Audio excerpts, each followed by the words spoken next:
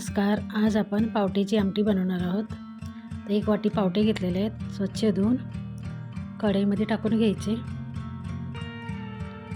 आणि पूर्ण पाणी सुकल्यानंतरच त्यात थोडंसं तेल टाकायचं आहे. तर सर्वप्रथम पावटे शेकून घ्यायचे, भाजून घ्यायचे चांगले. आता सर्व पाणी त्यातलं संपलेलं आहे. थोडंसं तेल टाकून घेऊ. तेल टाकल्यामुळे चांगले भाजले जातील आणि छान व्यवस्थित भाजून घ्यायचे खरपूस.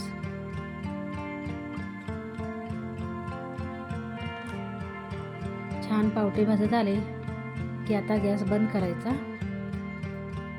आणि त्याला थोडंसं पावभाजी मेसर असतं ना, त्याच्याने दाबून घ्यायचं. आता पावटा छान भाजून झालेला आहे. कमीत कमी 4 ते 5 मिनटं लागतात चांगला पावटा भाजून घ्यायला. थोडंसं त्याला दाबून घेतले, त्याच्यामुळे काय होतं, आमटी छान अशी मिळून येते आणि खायला पण चांगली लागते. आणि आता सीझनचे ताजे ताजे पावटे आलेले आहेत, ते लवकर शिजतात सुद्धा. छान असं करून झाले. आपण एका डिशमध्ये काढून घेऊ. खरपूस भाजून घेतले होते. आता त्याच कढईमध्ये थोडंसं तेल टाकून घेऊ. 2 ते 3 पळी तेल टाकून घ्यायचं आहे आपल्या आवडीनुसार. त्यात 2 बारीक चिरलेला कांदा आहे, तो टाकून घेऊ. तो पण व्यवस्थित भाजून घ्यायचा आहे.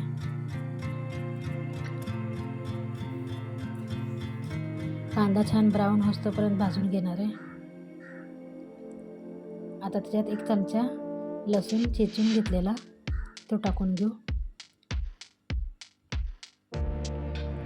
तो पण कांद्यासोबत छान भाजून घ्यायचा आहे.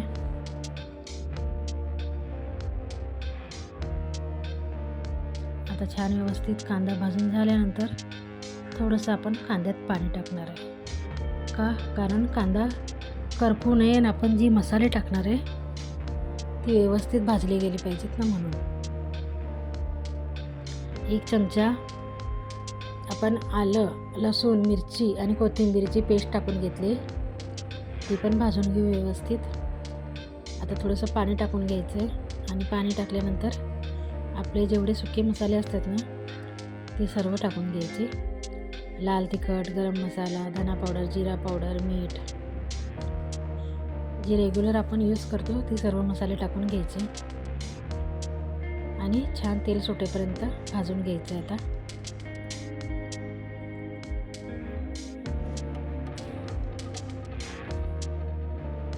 छान व्यवस्थित भाजून झालेले. चवीनुसार मीठ टाकून घेऊ. परत एकदा मिक्स करून घेऊ त्याला व्यवस्थित. तर छान असा मसाला भाजला गेला आहे. आता जी भाजून ठेवलेली आपण पावटा होता तो त्याच्यात टाकून घेऊ आणि तो टाकल्यानंतर पण 5 मिनटं व्यवस्थित मिक्स करून घेऊ. तर छान व्यवस्थित मिक्स झालेलं आहे. आता आपल्या आवडीनुसार त्यात पाणी टाकून घ्यायचं आहे. किती घट्ट पातळ पाहिजे त्या हिशोबाने. आता पाणी टाकल्यानंतर 1 उकळी येऊ द्यायची. उकळी आली की त्याच्यात 1 ते 2 चमचे शेंगदाण्याचा कूट टाकू. आता पावटा छान भाजून झालेला आहे. कमीत कमी 4 ते 5 मिनटं लागतात चांगला पावटा भाजून घ्यायला. थोडंसं त्याला